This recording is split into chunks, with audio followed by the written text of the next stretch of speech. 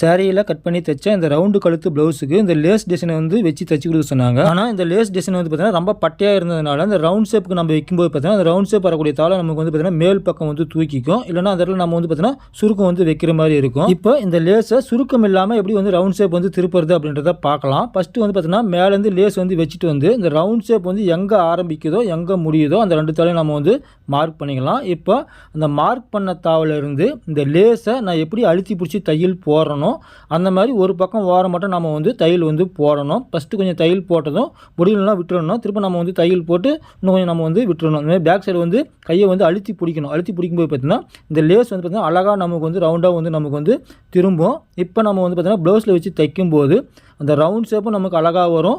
சுருக்கமும் நம்ம வந்து எங்கேயும் வந்து நம்ம வந்து வைக்க வேண்டிய அவசியம் கிடையாது. தையல் போட்டு முடிச்சதும் பாருங்கள் இந்த லேஸ்னுடைய அமைப்பு வந்து எப்படி இருக்குன்னு சொல்லிட்டு. இது போன்ற தையல் குறிப்பு வீடியோக்களை மேலும் காண தருமபுரி ஃபேஷன் டெய்லர் சேனலை சப்ஸ்கிரைப் பண்ணுங்கள், சப்போர்ட் பண்ணுங்கள்.